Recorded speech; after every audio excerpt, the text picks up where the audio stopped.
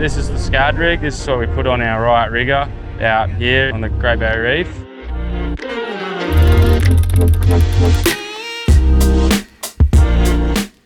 First things first, before we rig, we've got to flex them. And all I do is I just do a little crack sort of about where these fins are. Feel a little crack, and then towards the back here, one more little crack. There's a fine line though. If you over flex, you'll start breaking the bait too much.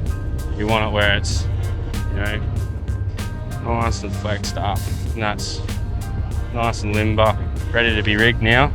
We've got 3 parts, the sinker part, the toe point part, and stitching the belly. So I'll start with the sinker, size 80 sinkers. We just poke one through the top, one through the bottom. And I'll just tie that off the front of the mouth.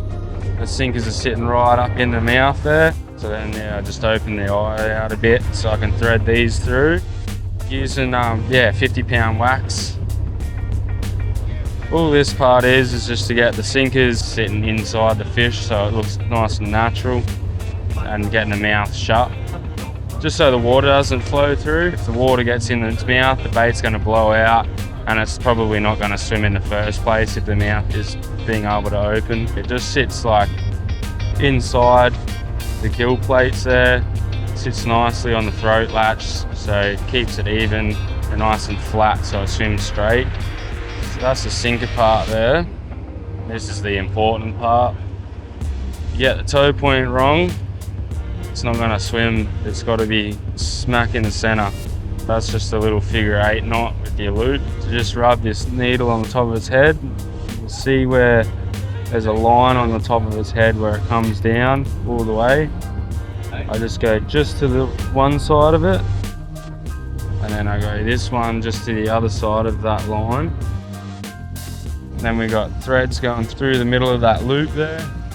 So then that pulls down onto those two threads. Now we've got 2 of these going through around the inside the original loop. I'm just pulling each thread side to side, trying to get it sitting smack in the center. That's just our toe point through the top of its head. And we just tie underneath the chin.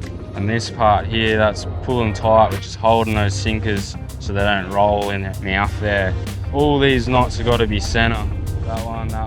See, they're all centered. So what I did at the start was I made one strand longer than the other for this reason. This one's our short one, so we're going to leave that.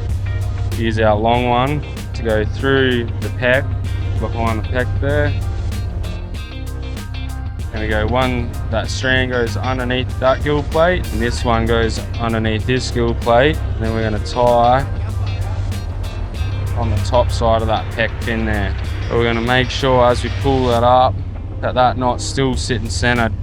So we've got to make sure that tension of that side and that side is even, so everything's sitting straight. The throat latch isn't all wonky and bent. Lock that off. That's our toe point. You can see that's center. See, those knots are centered. The bait's nice. There's no broken parts of the bait. Now our last little bit, we go super light wax thread. It's 30 pound. I'm gonna get this gut section here nice and cinched up so there's no water going through it when we're towing it. So we're just going side to side, threading it through, work our way down that cut. And that last one, I just do one little extra loop over there, that back side, and we work our way back up through the same holes. Then we just tie it off like a granny knot, go through twice, then a single. Then we do our overhand knot, which with the wax thread, that lets that knot slide down, like that off. And that there, the reason why we don't go over the top, keeps a nice keel, everything's straight underneath it, everything's straight on the top of it. That's that. Once we've rigged the bait, we just give it a little bit of a flex up and just make sure they're going to swim before we put them out there. So we're just going to give them a swim now. And yeah, just to make sure that it swims straight, not on its side. Make sure it's not spinning or anything like that.